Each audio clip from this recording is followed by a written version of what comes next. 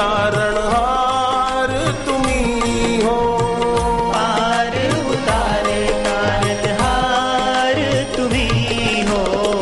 मेरे करतार सरताज तुम्ही हो। मेरे करतार सरताज तुम्ही हो।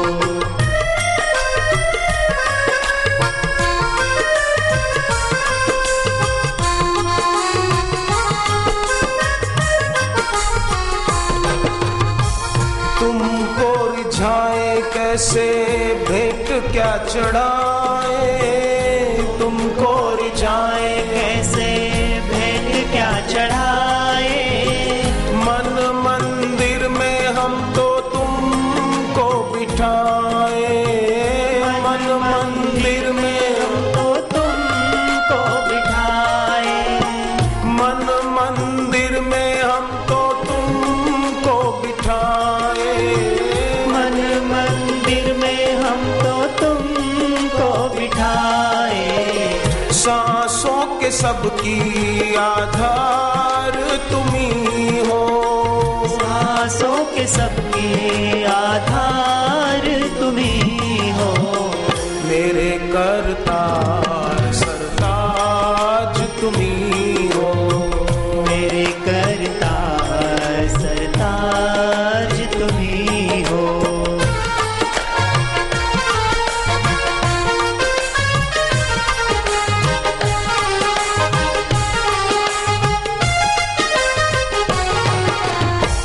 जीवन की नैया गोते है खाती। जीवन की नैया गोते हैं खाती। बीच भंवर में आके राह भूल जाती। बीच भंवर में आके राह भूल जाती। सृष्टि के कर्ता सर्जनहार तुम्ही हो। सृष्टि के कर्ता सर्जनहार तुम्ही हो। मेरे करतार सरताज तुम्ही हो। मेरे करतार सरताज तुम्ही हो।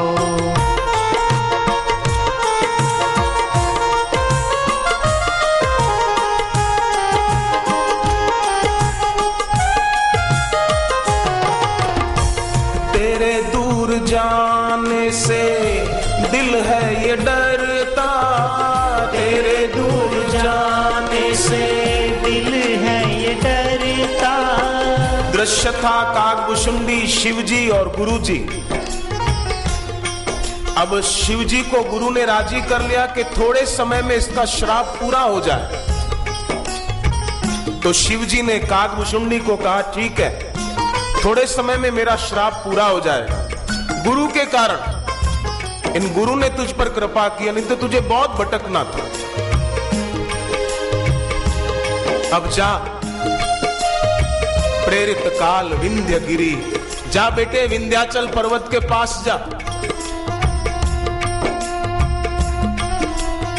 तो गरुड़ ने पूछा, शिवजी ने आपको विंध्याचल पर्वत के पास जाने के लिए क्यों कहा? बोले क्योंकि उस समय मेरी मृत्यु होने वाली थी और मेरे गुरुदेव मुझे अपने सामने मरता हुआ देख नहीं सकते थे, क्योंकि विप्र पढ़ाओ पुत्र की नाई। मेरे गुरुदेव मुझे अपने बेटे की तरह रखते थे, जैसे अपने बच्चे को रखे, ऐसे मेरे गुरु विप्र पढ़ाओ मोहे पुत्र की नाई। पिता अपने पुत्र की मृत्यु अपनी आंखों के सामने कैसे देख सकता है?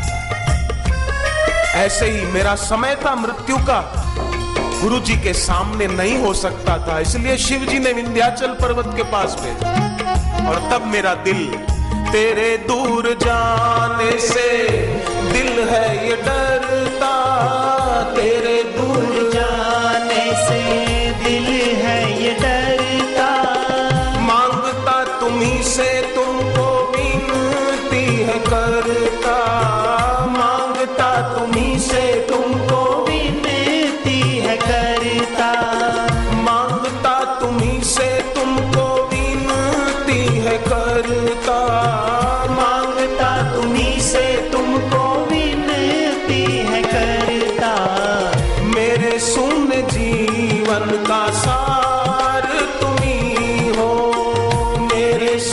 जीवन का सार तुम्ही हो।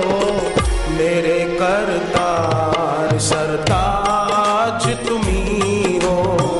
मेरे करतार सरताज तुम्ही हो।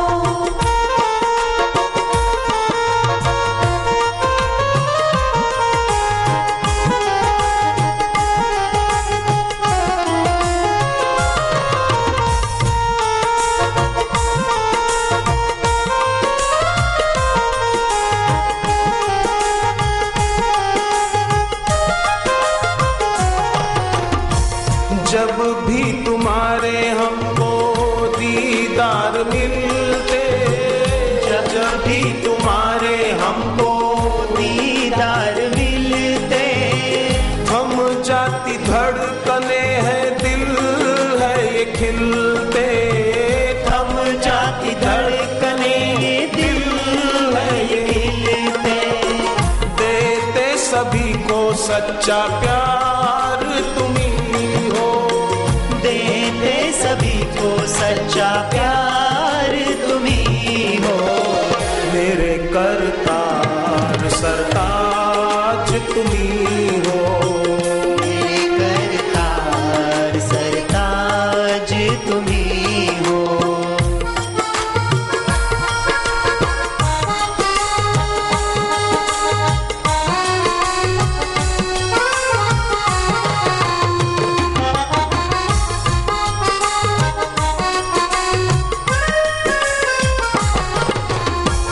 हम है तुम्हारे प्रभु, तुम हो हमारे। हम है तुम्हारे प्रभु, तुम हो हमारे। तेरे आगे फीके हैं भोग सुख सारे। तेरे आगे फीके हैं भोग सुख सारे। हमको बचाते हर बार तुम्ही हो। हमको बचाते हर बार तुम्ही हो। मेरे करतार सरताज तुम्ही हो। मेरे करतार सरताज तुम्ही हो। पार उतारे तारणहार तुम्ही हो। पार उतारे तारणहार तुम्ही हो। मेरे करतार सरताज तुम्ही हो। मेरे करतार सरताज तुम्ही हो।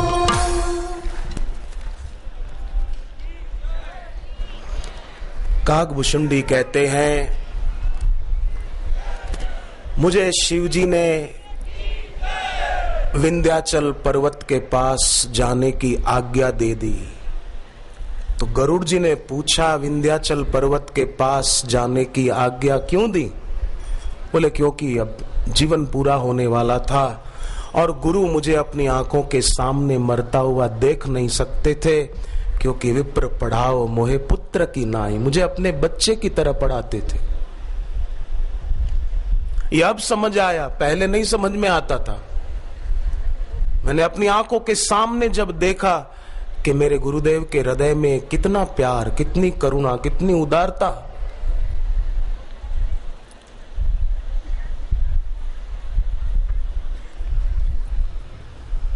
और विंध्याचल पर्वत के पास शिवजी ने मुझे भेजा, इसका एक कारण यह भी था कि विंध्याचल पर्वत जो है ना, वो स्थूल रूप में पर्वत है, पर विंध्य देव जो है वो गुरु भक्त है। उनके गुरु अगस्त्य ऋषि थे। एक बार विंध्याचल ने सूर्य नारायण को कहा कि आप मेरी परिक्रमा किया करो। सूर्य भगवान ने कहा ऐसा नहीं होगा, जो सृष्टिकर्ता ने नियम बनाया है उसका हम उल्लंघन नहीं कर सकते। तो विंध्याचल देव को क्रोध आया।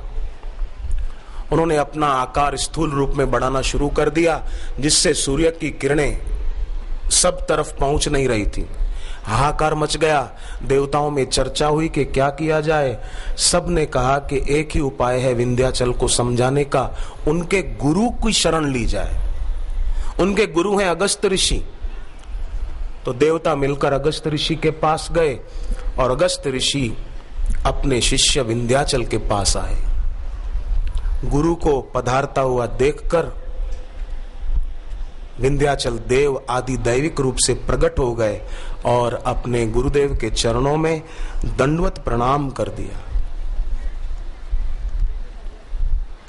तो गुरुदेव ने भी कहा कि कितना आदर भाव, देखो विंध्याचल देव हैं और गुरु आए तो प्रकट हो गए, वहां थे नहीं, पर कि गुरु जी पधारे हैं मेरे आदि भौतिक रूप के पास, तो आदि दैविक रूप से प्रकट हो गए। एक बार वशिष्ठ मुनि आए जहां राम सुखदाम सुहाए। वशिष्ठ जी एक बार अचानक राम जी के कमरे के तरफ पहुंच गए, अचानक बताए बिना। एक बार वशिष्ठ मुनि आए जहां राम सुखदाम सुहाए। अचानक गुरु जी आ गए तो राम जी ने क्या किया? अति आदर रघुनायक कीना पद पखारी पादो दकलीना। अति आदर किया अपने गुरुदेव का। तो विंध्य देव ने गुरु को प्रणाम किया। अगस्त ऋषि ने कहा कि मैं दक्षिण भारत की यात्रा पर जा रहा हूं, जब तक लौट कर ना आऊं तब तक इसी स्थिति में पड़े रहना। तो वहां आकार बढ़ना भी रुक गया और धरती पर सूर्य की किरणें सब तरफ पहुंचने लगी, सब जगह खुशहाली छा गई। समय बीतता चला, वो दंडवत प्रणाम किए हुए पड़े हैं। गुरु ने कहा था उठना नहीं जब तक मैं ना आऊं। दूसरे देवताओं ने कहा कहां पड़े हो गुरु की बातों में आकर, चलो छोड़ो ये सब, गुरु तो चले गए, न जाने कब आए। विंध्याचल देव ने कहा कैसे भी है मेरे गुरु हैं, उनके लिए तुमको कुछ बोलने की जरूरत नहीं है। मैं जानूं, मेरे गुरुदेव जाने, तुम बीच में क्यों बोलते हो? नहीं बोलोगे तुम। बार बार कई देव आए उनको उठाने के लिए, पर विंध्याचल देव एक ही बात कहते, मेरे गुरुदेव ने आदेश दिया है इसलिए मैं यहीं पड़ा रहूं। आखिर समय बीतता चला, विंध्याचल की गुरु भक्ति और गुरु सुमरण भी बढ़ता चला। और जब भगवान रामचंद्र जी को 14 साल का वनवास हुआ था, भगवान राम वहां पर चलते चलते आए और देखा विंध्याचल देव पड़े हैं। राम जी ने कहा विंध्य देव उठो। विंध्याचल देव को हुआ कि भगवान राम आए, अब क्या करूं, उठूं कि नहीं उठूं? उठता हूं तो गुरु की आज्ञा टूटती है और नहीं उठता हूं तो भगवान राम है। अब एक तरफ ईश्वर है, एक तरफ गुरु है, क्या करूं? तो मन ही मन अपने गुरुदेव को खूब सुमरण तो चलता ही रहता था। गुरुदेव को मन ही मन प्रणाम किया और आज्ञा मांग रहे हैं, गुरुदेव अब क्या करूं, धर्म संकट है मेरे लिए। एक तरफ आपका आदेश है उठना नहीं और एक तरफ साक्षात ईश्वर आए हैं, गुरु जी आपकी क्या आज्ञा है? तो गुरु ने कहा कि बेटे तूने सूर्य नारायण को कहा था ना कि मेरी परिक्रमा करो, तो सूर्य नारायण ने मना कर दिया था। तूने गुरु के आदेश का पालन किया और एक ही जगह पर पड़ा रहा, बेटे मेरा आशीर्वाद है तेरा कल्याण हो।